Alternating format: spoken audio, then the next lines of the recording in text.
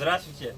Я хочу говорить на английском, потому что чтобы быть ясно и Рома переводит. Okay, so what I'm going to do is explain briefly why I researched the book, and then give you the chapter outline about what's in the book, and then we'll open it up for questions. And if you ask a question, you get a sticker too, because I have some stickers. Сначала я расскажу, почему я все это затеял, провел исследование, потом пройдемся по оглавлению, я по-быстрому расскажу про все темы, которые я затронул, потом буду отвечать на вопросы, кто задает вопросы, тому наклейку. Okay, so the story of researching the book started in 2011. I was living in Nizhny Novgorod at the time. Все это началось в 2011 году, в то время жил в Нижнем Новгороде. And I was studying Russian at the Linguistic University, and I had some tattoos and stuff, and somebody recognized that I listened to punk rock, and so they invited me to a Party Breaker show.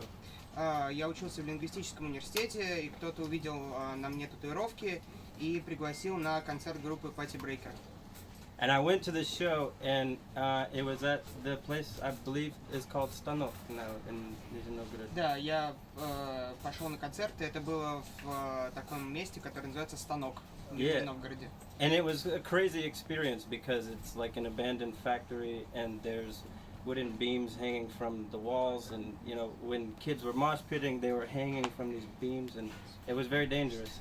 Да, это было абсолютно безумное место на территории какой-то фабрики, было много народу, и люди висели на балках перекрытия, полное, в общем, да. And I just felt like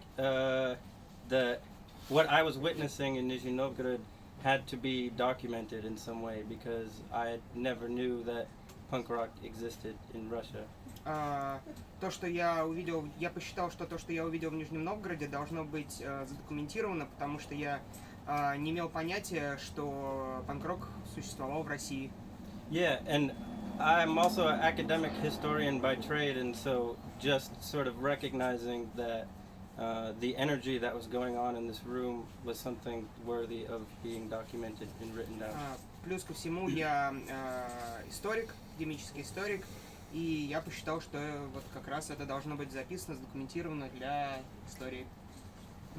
And so I just started taking interviews from people, not really knowing what I was going to do with them, but just gathering all these interviews. Я начал брать интервью у большого количества людей, даже не предполагая, собственно говоря, для чего. And then 2 years later, I lived in Moscow, actually, and met some other people who were involved in the punk scene, and I took some more interviews, again, not knowing what I was going to do with them. 2 года спустя я жил в Москве, познакомился с большим количеством людей из сцены, и опять же брал много интервью, и опять же не знал зачем. And then when I went back to the United States that year, I kind of through inspiration of other punk books like Please Kill Me and stuff, I came up with the idea of taking these interviews that I had and putting them into an oral history, because that's very much the tradition of punk rock, is letting people speak for themselves. Потом в том же году я вернулся обратно в Америку и решил сделать книгу в формате «Прошу, убей меня», потому что считаю, что это единственно верный формат для такого рода книги, когда люди сами говорят за себя и сами рассказывают истории. And so I gathered more interviews that summer, and I think the total number was at that point around 70 or 65 interviews around there.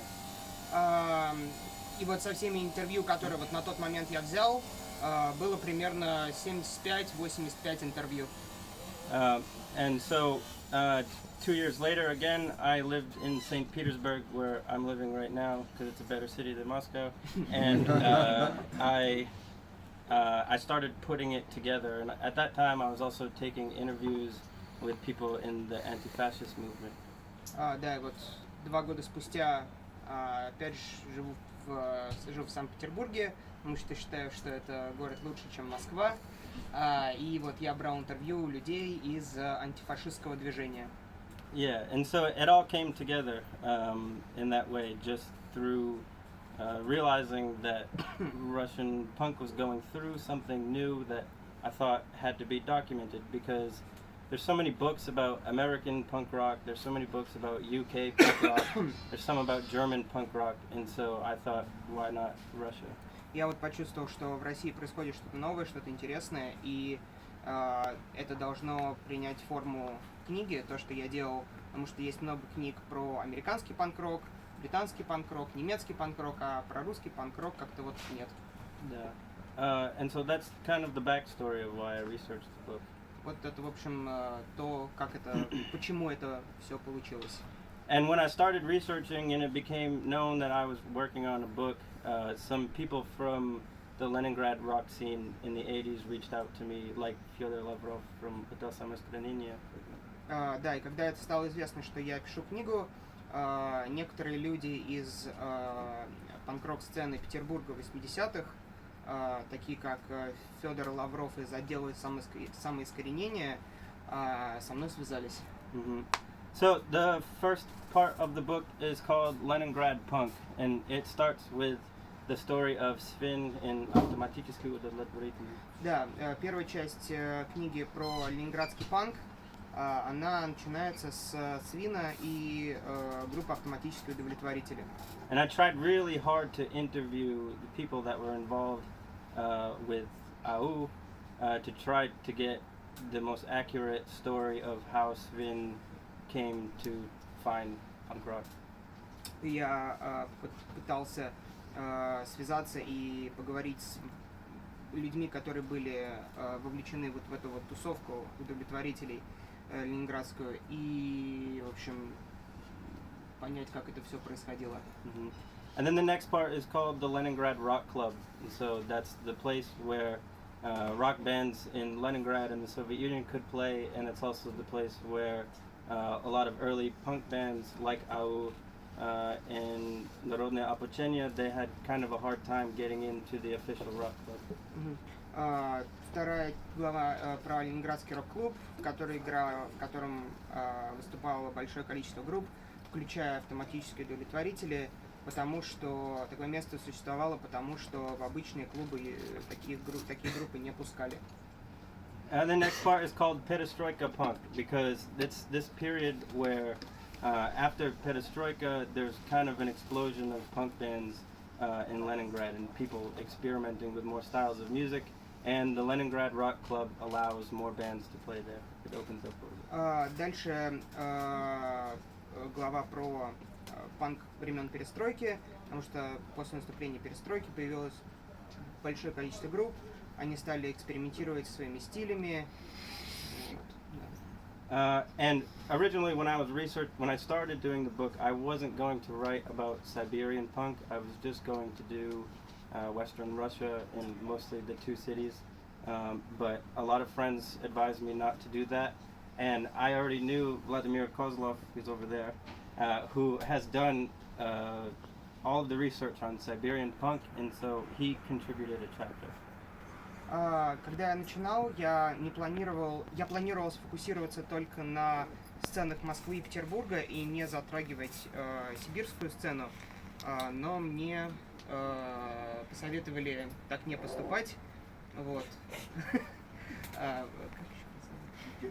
Владимир Козлов. Да, Владимир Козлов, он вот писал, Владимир Козлов писал про сибирский панк. And then part 2 is called Becoming Post-Soviet Punks, because it's the story of what happens to punk after the fall of the Soviet Union. Вторая часть называется «Становление постсоветских панков», потому что все поменялось с крахом Советского Союза. Mm-hmm. So the first section of that chapter is called Generation Tom Tom, and it's all about the crazy club that Slava Gecko opened up in St. Petersburg in the 90s. И первая ее подчасть, она посвящена клубу Там-Там, абсолютно безумному месту, которое открыл Сева Гакель в в первой половине 90-х. The next part is called Intelligent Punk, and that is about the formation group, which I'm sure because of Felix you're all familiar with already. Вторая подчасть называется Интеллигентный панк. интеллигентный, да, если так можно выразиться, интеллигентный панк, соломенные еноты, формейшн, вот это все то, про что Феликс Сандалов написал целую книгу. And at this time, Max from Naive, he wrote an article for Maximum Rock and Roll in the United States called the Moscow Rock Laboratory, where he described his work in what was the Moscow Rock Laboratory. Да, Максим из Наива написал колонку, статью в журнал Maximum Rock and Roll про московскую рок-лабораторию и как это все функционировало в Москве. So I sent him that article that he hadn't read for 20 years, and I asked him to add to it. Like, after the Moscow Rock Laboratory doesn't exist anymore, can you reflect on what it was now, like in retrospect? Я отправил Максу вот эту вот его статью и попросил ее прокомментировать, порефлексировать в контексте того, как он считает, что происходило как бы после того, как это все закончилось. Part 3 is called The Transformation of a Scene, and the dates are 1990 to 2008, roughly. 1990? 1990. Да. Третья часть, она про трансформацию и охватывает период с 90-го года по примерно 2008. And the first part of that I called the Moscow Giants, which is about all of the first commercial punk bands that come out of Moscow, like Naive, Terakani, and Distemper.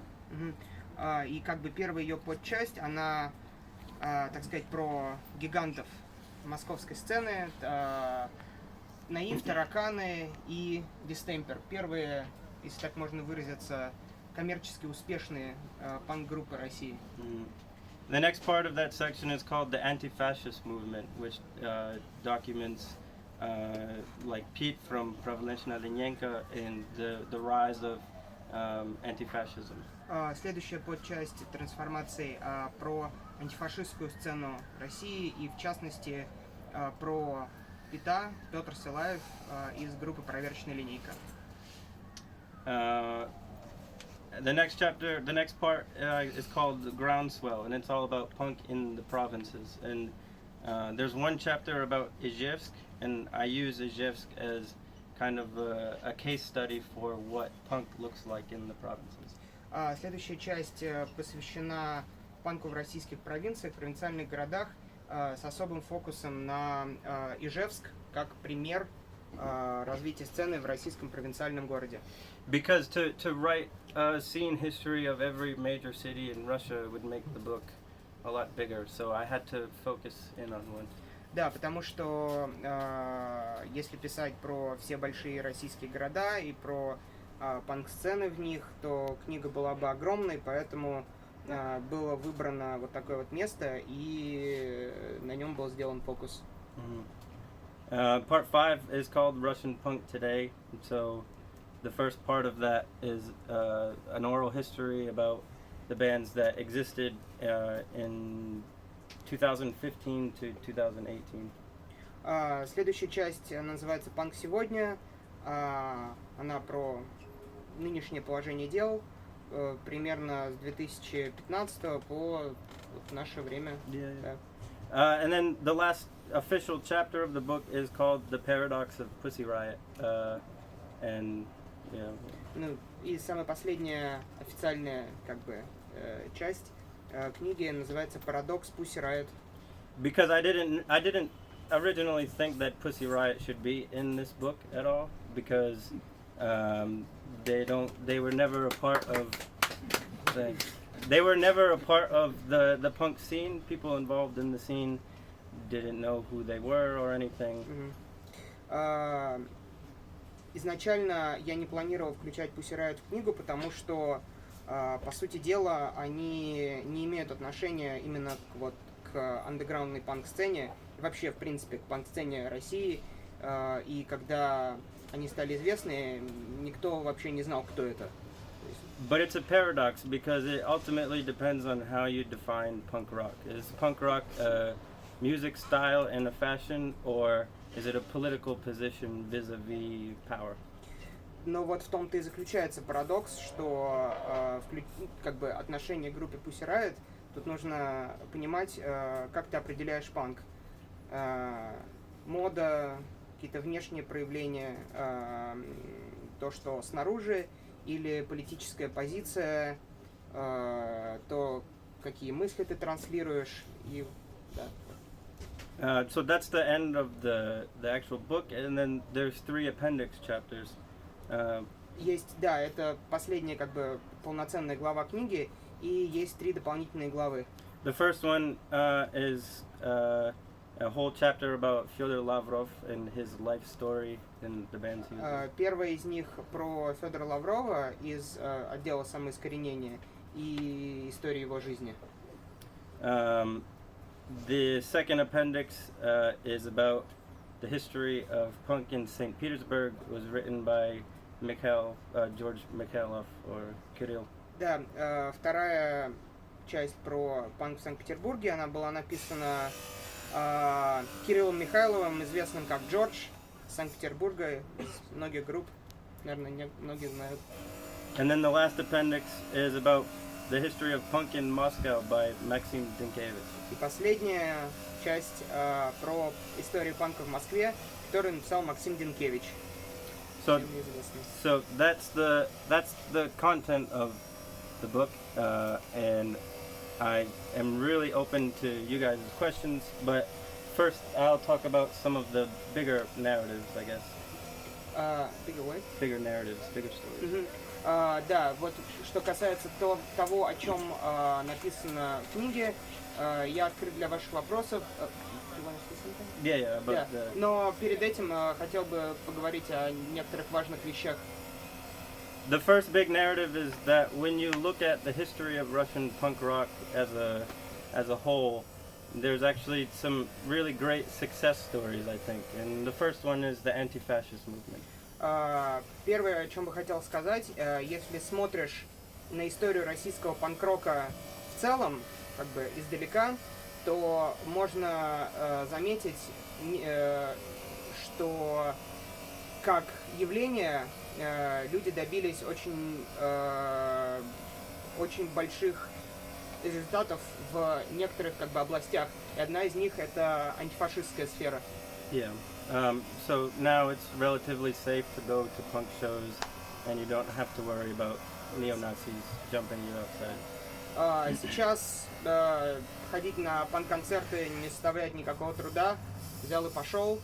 И во многом это заслуга тех людей, которые в свое время сделали это безопасным от нацистов, когда была такая очень большая проблема.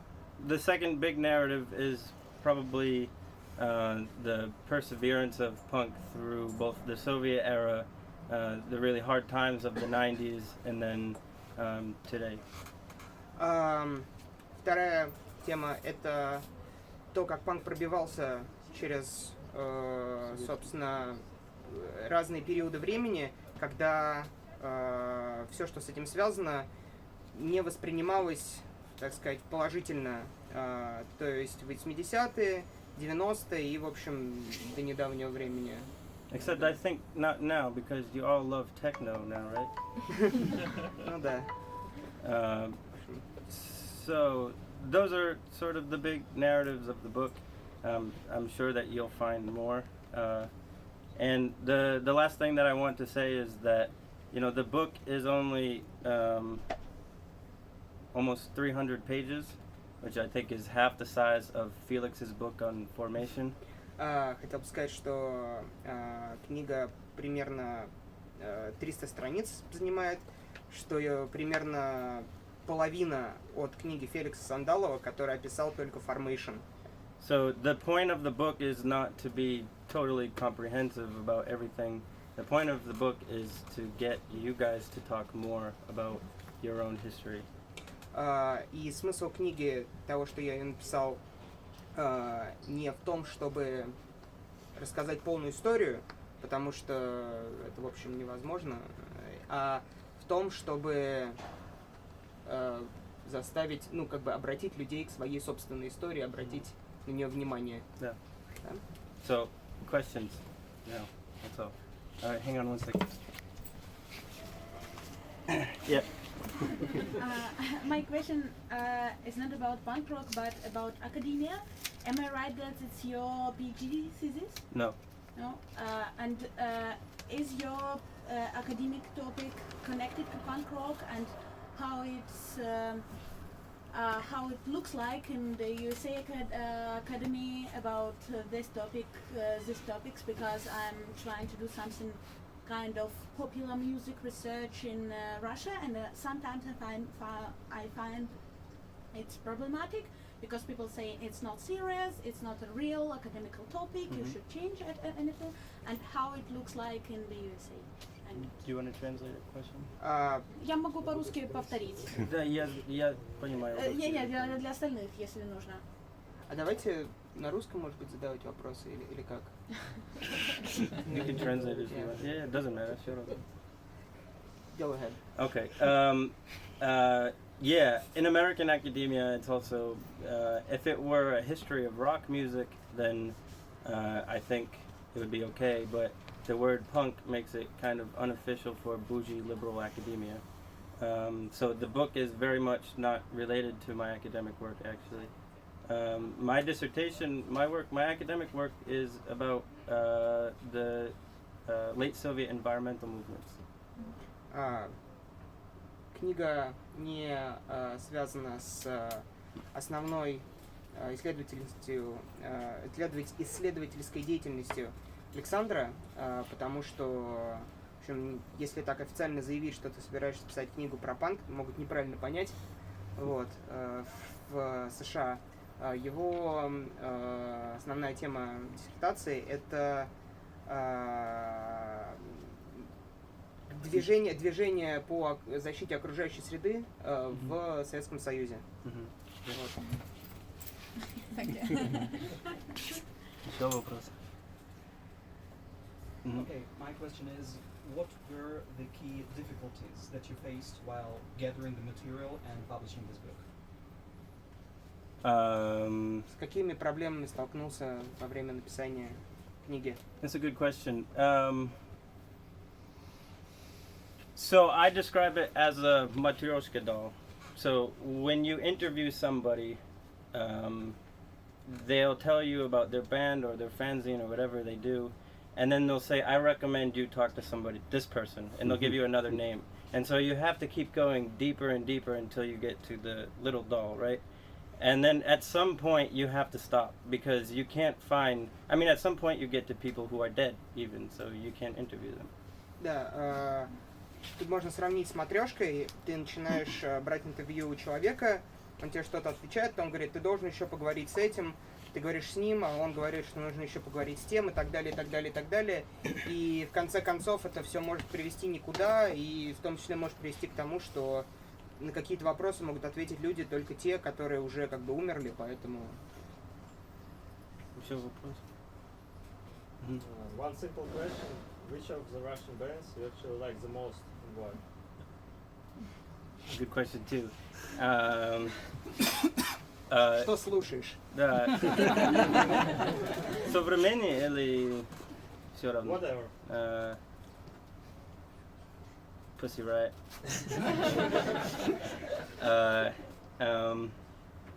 Actually, I think because of the style of music and the content of the lyrics, I would say, and because Fedor Lavrov is like my Russian dad, I would say Отдел самое искреннее. По текстовой составляющей и по моему отношению с этим человеком, который мне как, в общем, как русский отец, речь идет про Федора Лаврова и вот его группа «Отдел самоискоренения». But I also really like Ricochet too. Рикошет. Да. Ты говоришь, что для книги проводят десятки. Huh? Ты говоришь, что для книги проводят десятки интервью, очень много. Много материалов есть. Да, не слышу. Much interviews, but only Нет. some of them came into the book. Ты говори тихо. Я тебе передам. Какие планы на весь остальной материал? Так. Появится, будет сейчас, потом.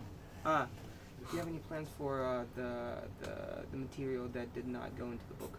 No, not at all. Actually, I do want there to be a Russian translation of the book, but the problem is that Microcosm, the publisher, they own the copyright for 5 years, and in order to translate it, they have to license it to a Russian translator and publisher. So I might wait the 5 years so that I could find my own translator and publisher. У Александра есть план перевести книгу на русский язык, но он не может просто выбрать кого угодно для этого, сам не может выбрать переводчика, потому что Микрокосм, издатель, он владеет 50% прав на эту книгу, и он должен, оно, как издательство, должно лицензировать переводчика, то есть там очень много всяких бюрократических моментов. Вот, так что. Но через 5 лет все права перейдут к нему полностью, и он сможет доверить ее перевести кому захочет.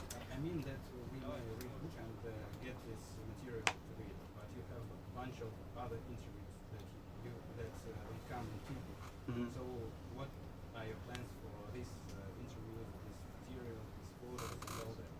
Okay. I don't really have more photos than what's in the book, but I have some. No, not photos, like in general. I have some more interview content, but I don't have a plan for it right now, but I'm open to anything. If anybody wants to write their own book, I'm happy to share the interviews. Да, если кто-то вдруг захочет написать аналогичную книгу, Александр поделится не вышедшими интервью. Yes. Я вот не удивился с переводчиком, если интервью вы брали на русском. Чем переводите? Все равно.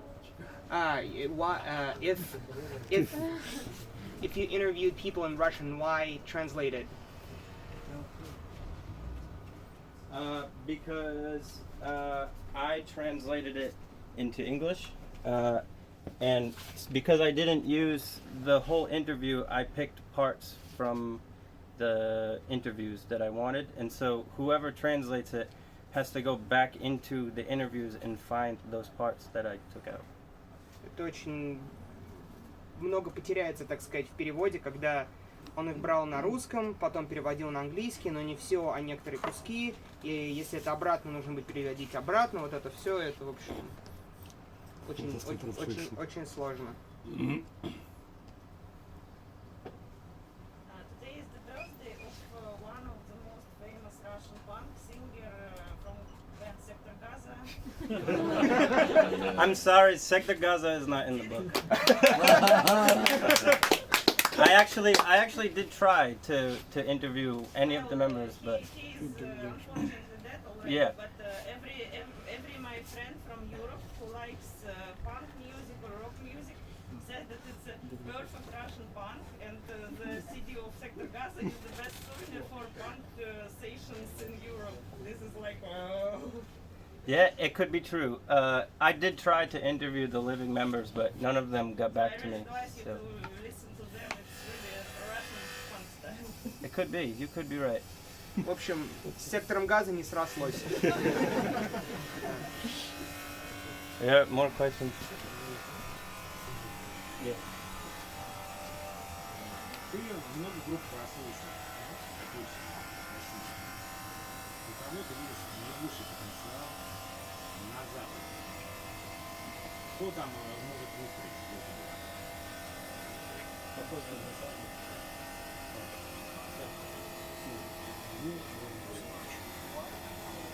Какая группа может как бы на Западе стать популярной, российская,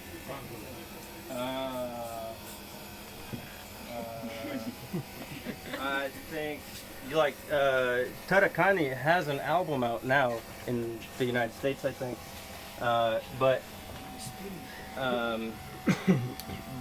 between you guys and I, it's really bad. Ну смотри. No, I understand. Первый альбом на июля издал максимум рок-н-ролл.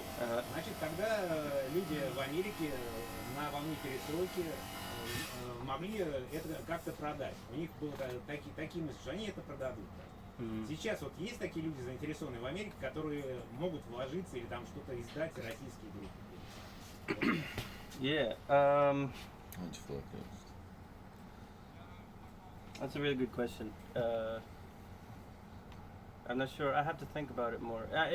It's extremely difficult in the United States, at least, because United States punk is very closed. It's not really open to the rest of the world except for the English-speaking world, Britain, maybe Britain and Canada, and that's it. I think Western punk, particularly American punk, would only be into bands that sound like them. Да, So a band like Ankulim, for example, they couldn't really make it in the United States because the sound is too Russian. да, в общем, американский панк закрыт, завязан на себе и на, то есть на панк-группах из англоговорящих стран, то есть Америка, Британия и Канада. И они были бы, возможно, заинтересованы в группах из других стран, если бы они звучали так, как вот, собственно, американские панк-группы. Если взять, например, группу Анкалым замечательную, да, которая имеет свой неповторимый звук, но этот звук русский. То есть, как бы, нравится, не нравится, они это просто не поймут, и им это будет просто неинтересно. Вот. And I think that, to follow that up, the reason that a band like Gogol Bordello got really big in the United States is because they're Ukrainian, and there's sympathy for Ukrainian gypsy stuff. I don't think so. Nuh-uh. Is that a joke? No, I mean, it's totally serious. I think that in the United States, the idea of gypsy punk is a novelty that people are interested in, not necessarily people involved in the real local punk scene, but they can play shows with Dropkick Murphys and other commercial bands. Почему, с точки зрения Александра, почему Гоголь Борделло стали такими большими, популярными на Западе? Потому что они продвигают такую как бы флёр украинских цыган, вот, и это американцы, видимо, считают, что это очень такая няшная история, вот, которой они симпатизируют. Ну, там, знаете, украинские цыгане, там, ирландские, вот эти вот Dropkick Murphys, такие штуки национальные, вот. Да,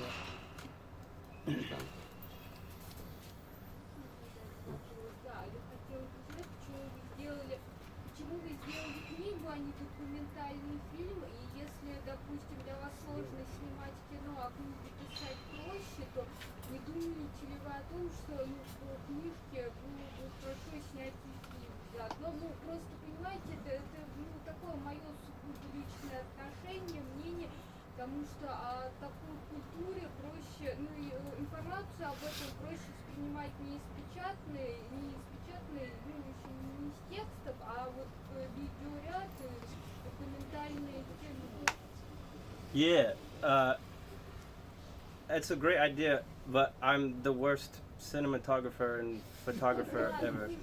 У вас же много знакомых, которые владеют постпродажным.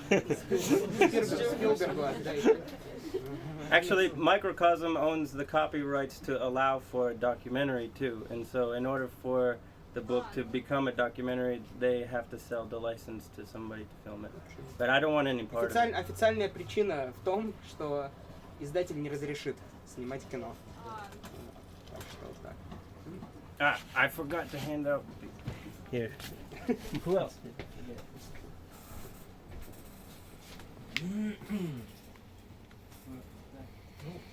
Такой момент. Первое. Сейчас наконец-то удалось сконструировать двум товарищам нейросеть, которая умеет сама сочинять, воспроизводить музыку на протяжении достаточно уже длительного времени, уже не один месяц, наверное. Что интересно, это жуткий грайндкор. Почему интересно? Потому что они пытались натренировать ее на других стилях, не удалось. Но когда начали скапливать панк, дело пошло. Это такой, значит, первый момент. Второй момент. Ты как бы уже мощно въехал в тему панка, история, все вот это вот. Поэтому я вот тебя хочу спросить. На твой взгляд, Если у живых панков будущее, или живых панков вот... Только у мертвых анархистов. Кибернейропанки. First of all, you should write the book about Russian grindcore. Second of all, the future of Russian punk is techno, my friend. I saw it last night. Да. Будущее российского панка — техно. Так что... Not grindcore. I mean, but I also like grindcore. I'm sympathetic to you. Yeah. You said you're a vet cinematographer, but while preparing the book, have you watched any documentaries on Siberian punk, such as Footprints in the Snow? Yeah, the cinematograph is right there. He sent it to me, actually. I was one of the first people to see it, and yeah, it's an amazing work. Yeah. Maybe he can do the documentary Видел ли about this ты документалки про сибирский панк? Видел? One After State. And there's documentaries about a lot of things. So, for example, there's a documentary on Club Tom Tom too that you can watch, and I did take parts from that and translated it in the book. Есть еще документалка про Там-Там. Я принимал участие в ее переводе. There's a documentary about punk in Kirov, Горячее времени, по-моему. Yeah, and I took parts from that too, and it's in the chapter on the provinces. Есть еще документалка «Горячее время» про сцену Кирова. И ты ее в книге описал, да? Ну, да. Yeah. In the anti-fascist movement of punk, what sort of political tendencies were there and are there among punks, would you say, for the most part?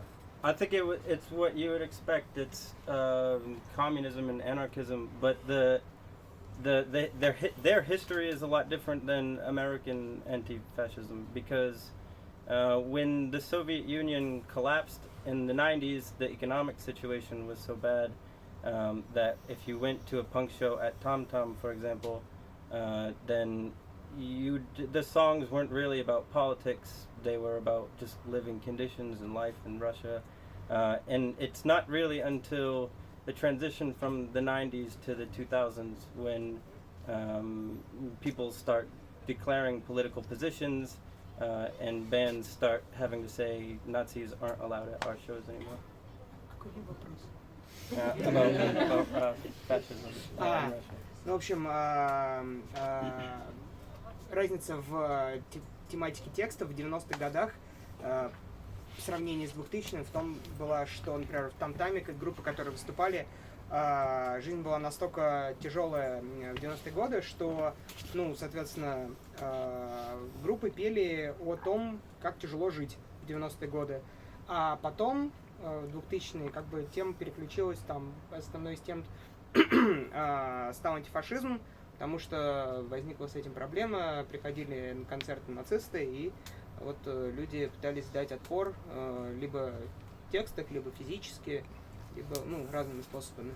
Yeah, and actually, like when I first came across that story, my first instinct was to assume that it had something to do with Putin because it's from 1999 to 2000.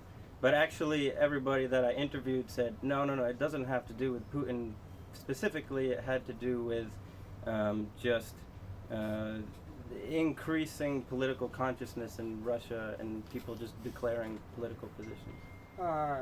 И вот Александр сначала связывал увеличение количества политических тем в текстах групп с приходом Путина к власти в 2000 году и вот в ранних 2000-х. А потом, поговорив с людьми, пришел к выводу, что с этим не связано, это просто как бы было как произошло какое-то увеличение политического сознания людей, поэтому стали больше петь о политике.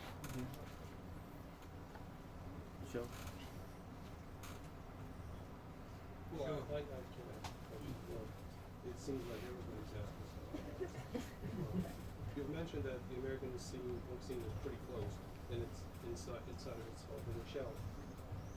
What would you, there's anything, what would you take from the Russian punk scene to the American punk scene? Energy. I mean, I'm in Moscow, so it's kind of not fair to say that anymore because a lot of energy is dead here. But We've understood your position. But in St. Petersburg and in the provinces, especially the provincial cities, the energy of people that are doing things for punk rock, whether it's a fanzine, a band, booking shows, doing artwork or something like that, it's much more devoted than in the United States now. Вопрос был, что бы ты взял из российской сцены и перенес бы на американскую, и ответ был энергетика. В Москве, может быть, она уже не такая, как раньше, а в провинциальных городах люди очень сильно болеют за то, что они делают. Это и касается и музыки, и организации концертов, и зинов, и какой-то политической движухи, всего-всего-всего. То есть вот страсть, с которой люди подходят к своей культуре. Yeah, you need another one. Yeah. Еще один вопрос, теперь уже технического характера.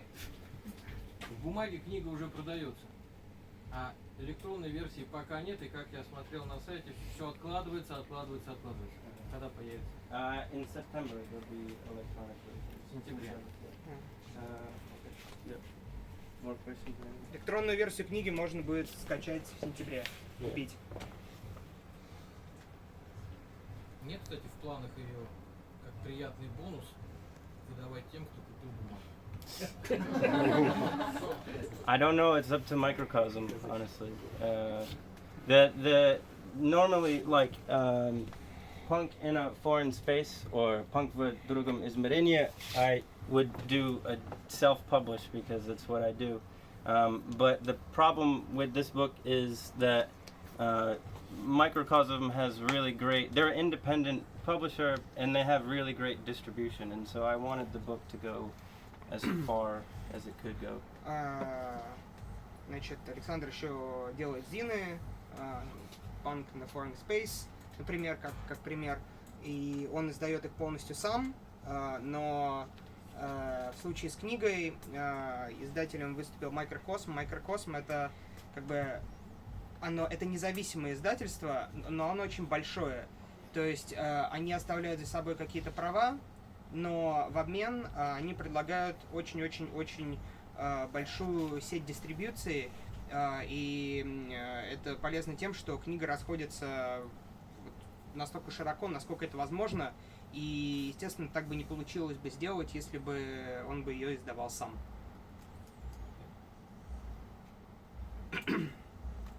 More questions? Alright, there's a after party at the bar called какой? Двойка. You can all join me and talk to me more, and I'm happy to talk to everyone. And thank you for coming, really. And I mean, today was kind of a crazy day in the city, as you all know. It still is going on, and I actually would have preferred you all to maybe be there instead of listening to me, but thank you all a lot.